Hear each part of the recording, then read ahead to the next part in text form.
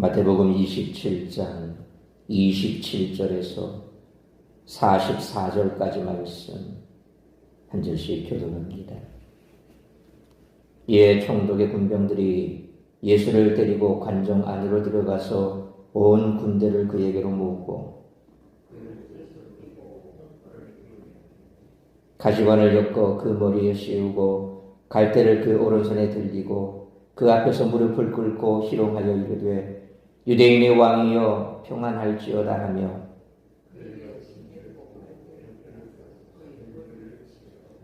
희롱을 당한 후 홍보를 벗기고 도로 그의 옷을 입혀 십자가에 못 박으려고 끌고 나가니라.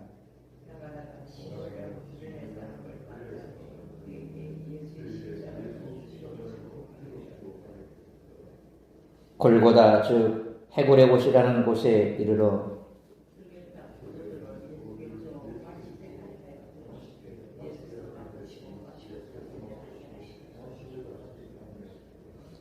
그들이 예수를 십자가에 못 박은 후에 그 옷을 제비 뽑아 나누고 그 머리 위에 이는 유대인의 왕 예수라 쓴 죄패를 붙였더라.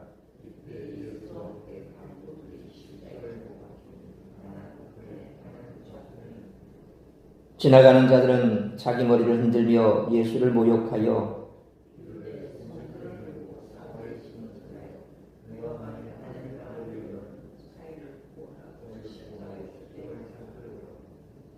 그와 같이 대제사장들도 서기관들과 장로들과 함께 희롱하여 이르되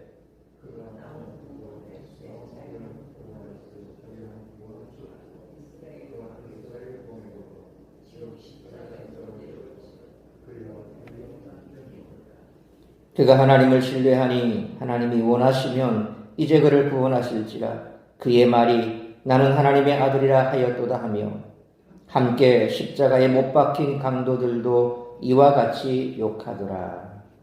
아멘. 빌라도가 예수님을 넘겨주자 로마 군인들은 예수님을 조롱하며 능욕합니다.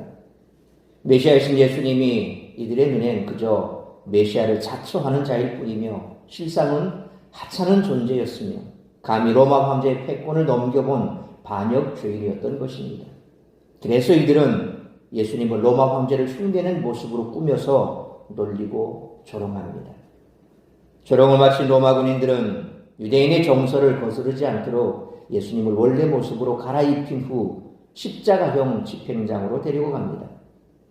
이들은 지친 예수님을 대신하여 길 가던 시몬이란 자에게 강제로 십자가를 옮기게 하여 골고다에 도착해 예수님을 로마에 반역한 강도 2명과 함께 십자가에 못 박습니다.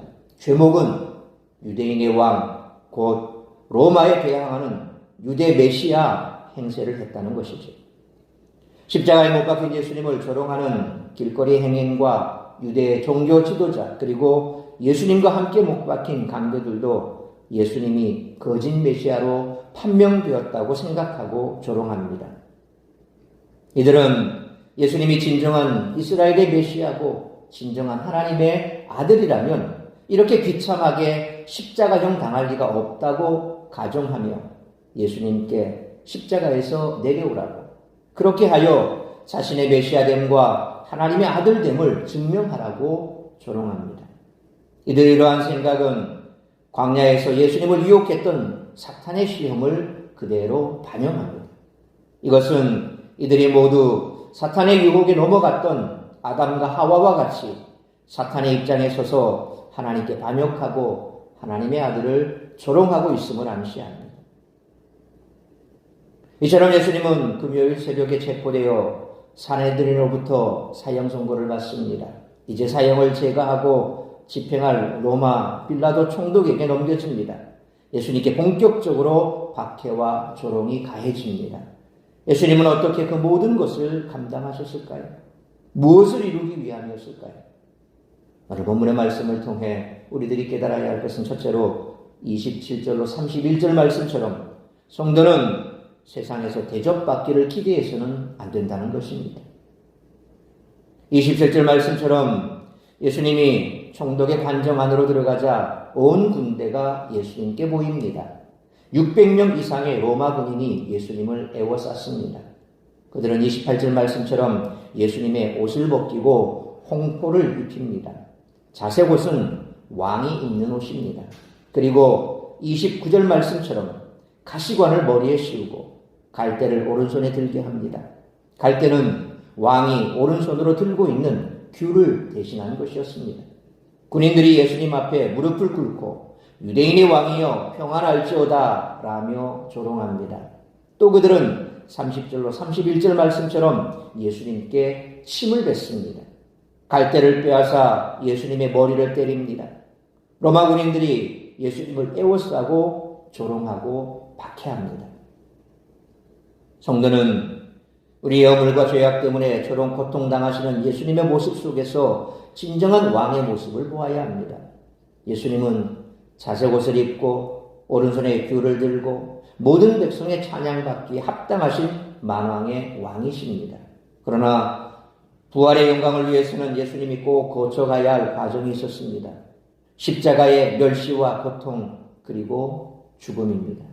십자가 없이는 부활의 영광도 없습니다. 우리는 예수님을 따른다고 하면서 세상의 부요함과 대접만을 구하고 있지는 않은지 돌아보아야겠습니다. 주님이 가신 길과 정반대의 길을 가면서 제자라고 할 수 없습니다. 십자가의 길이 쉬운 길은 아니지만 그래도 기쁨으로 걸어갈 수 있는 까닭은 우리 주 예수 그리스도께서 함께 하시기 때문입니다. 그러므로 믿음을 지키려면 이 세상을 살아갈 때 조롱받고 미움 살 일도 있겠지만 믿음 때문에 당하는 고난은 장차 다가올 영광에 비교할 수 없으므로 세상에서 대접받기를 기대하지 말고 내 십자가 지고 주님 가신 그 길을 따라가는 우리 모두가 되시기를 축원합니다.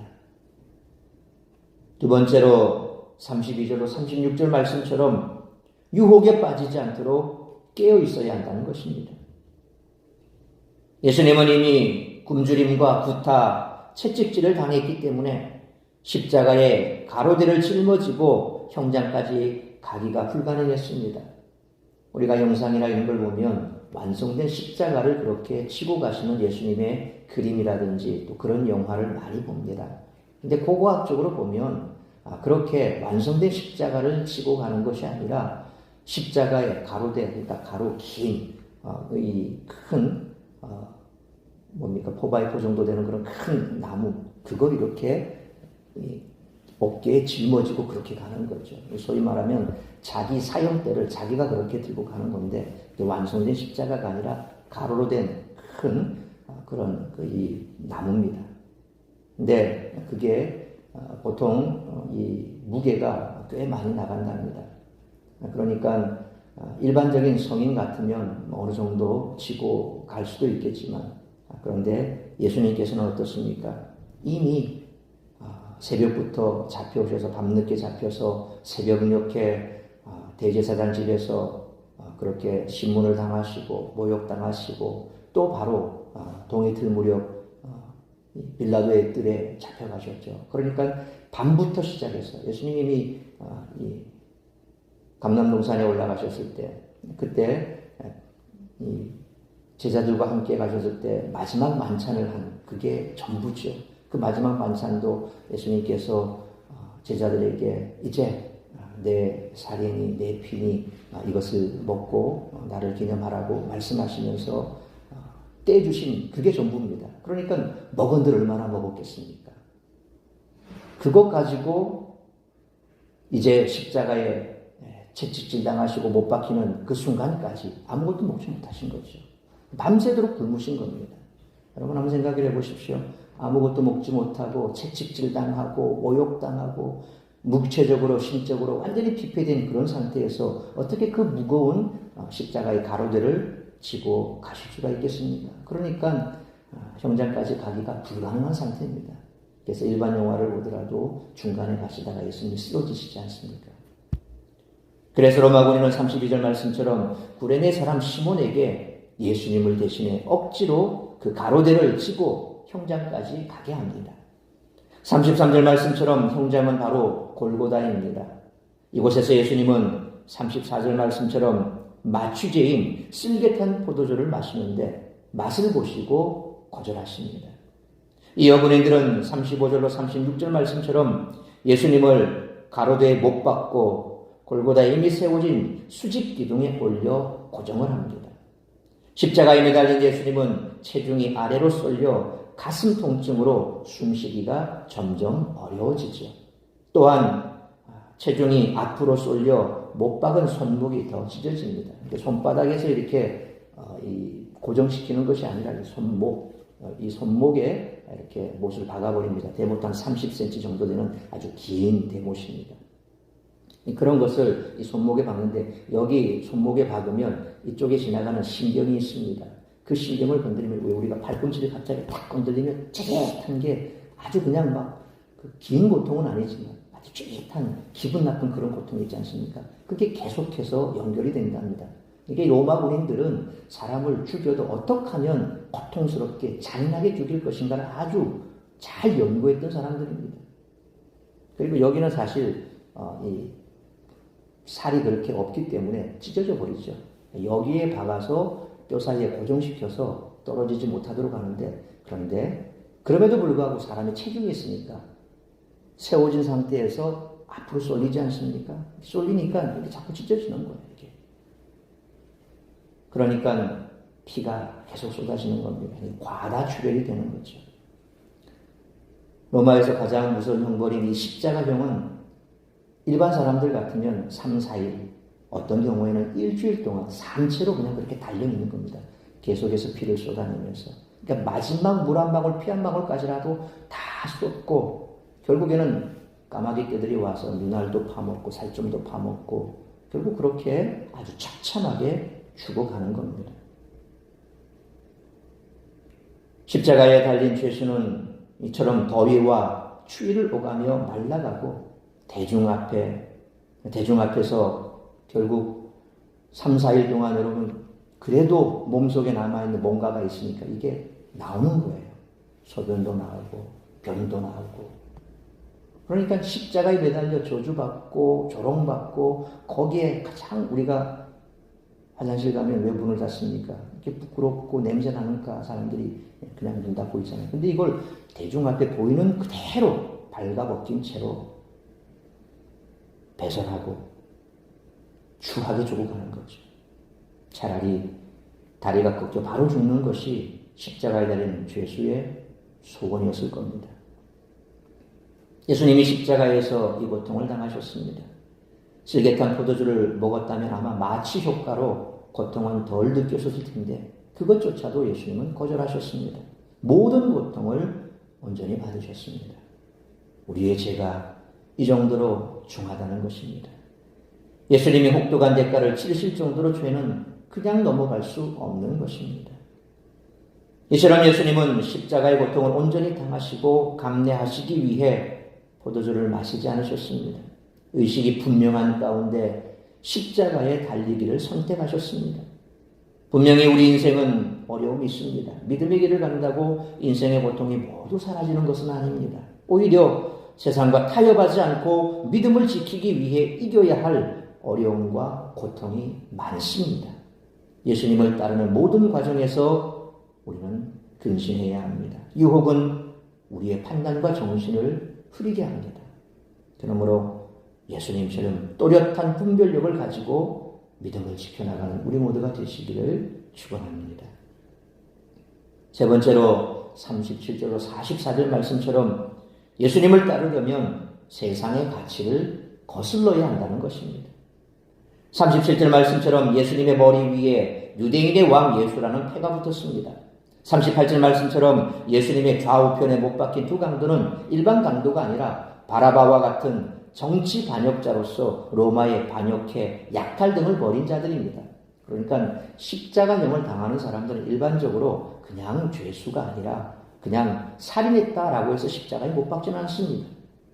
가장 그들이 싫어하는 로마에 대해서 반역한 반역죄인들만 십자가에 못 박고, 그리고 로마 사람들은 결코 십자가에 못 박지 않습니다. 그래서 예수님 좌우편에 못 박힌 이들 역시도 로마에 반역하고 약탈했던 그런 자들이죠. 그리고 39절로 40절 말씀처럼 지나가는 자들이 예수님을 조롱했습니다. 41절로 44절 말씀처럼 대제사장, 서기관, 장로들도 예수님을 희롱했습니다. 그들은 그가 남은 구원하였으되 자기는 구원할 수 없도다라고 말했습니다. 그들의 말대로 예수님은 죄를 지은 인류를 구원하기 위해 자신을 하나님께 바치셨습니다. 인간을 구원하기 위해 신이신 예수님이 죽어야 했습니다. 스스로 구원하지 않으신 예수님 덕분에 우리가 살았습니다. 우리 역시 복음의 가치를 추구할 때 세상의 조롱을 받을 수 있습니다. 그러므로 많은 사람에게 인정받고 싶은 그 욕심을 뒤로 하고 자신을 증명하고 싶은 유혹을 이기며 예수님이 가신 길을 한 걸음 한 걸음 따라가는 진정한 제자의 삶을 살아가는 우리 모두가 되시기를 축원합니다. 사랑하는 성도 여러분, 전설에 의하면 골고다에 아담의 해골이 묻혀 있다라는 전설이 있습니다. 첫 아담이 하나님께 불순종함으로 인류가 저주를 받아 죽게 되었습니다. 그러나 마지막 아담이신 예수님은 골고다에 십자가를 세우시고 그곳에서 돌아가심으로써 사망을 이기셨습니다. 모든 죄를 사해 주셨습니다. 예수님은 인류를 구원하신 만왕의 왕이십니다. 그러므로 세상이 원하는 대로 살아가고 싶은 유혹에 빠질 때도 있지만 언제나 예수님의 십자가를 바라보며 오직 예수님만을 따르는 우리 모두가 될 수 있기를 주님의 이름으로 축원합니다. 기도하겠습니다. 걸어가신 아버지 하나님, 은혜와 사랑을 감사합니다. 오늘도 이 새벽을 깨워 말씀으로 예배로 하루를 시작하게 하시니 감사합니다. 오늘 말씀처럼 예수님께서 십자가에 못 박히신 그 사건은 그냥 사건이 아니라 참으로 비참하고 처참하고 우리가 당해야 될 그 모든 고난을 예수님께서는 오롯이 당신의 몸으로 하나도 가감 없이 다 겪으셨고 당하셨습니다. 오늘 이 아침 다시 한번 십자가 앞에서 나를 바라보게 하여 주옵소서. 십자가에 못 박히신 주님을 우리가 말로만 생각으로만 그렇게 관념적으로 느끼는 것이 아니라 우리의 온 전인격적으로 나를 위해 죽으신 그 주님의 십자가를 바라보며 내가 어떻게 살아야 할 것인가, 내가 어떻게 살아왔고 이제 어떻게 살아야 할 것인가, 오늘 이 아침 말씀 앞에서 우리 자신을 돌아보는 복된 시간 되게 하여 주옵소서. 내 인생의 내 유익만을 위해서 세상과 적당히 타협하고 그래서 세상 가운데서 내가 인기를 얻고 세상 가운데서 내가 누리고자 하는 그것들을 얻기 위해서 주님을 내가 이용하고는 있지는 않은지, 주님 앞에 늘 기도할 때마다 이것저것 축복해달라고 복만 빌고는 있지는 않은지, 진정한 주님의 제자라면 주님께서 가신 그 십자가의 길을 나 또한 내 십자가 지고 따라오라고 말씀하셨는데 십자가보다는 영광을 더 바라보며 살아왔지는 않은지, 오늘 야심 다시 한번 주의 음성 듣고 결단하는 복된 시간 되게 하여 주옵소서. 이 모든 말씀 우리 주 예수 그리스도 이름으로 기도하옵나이다. 아멘.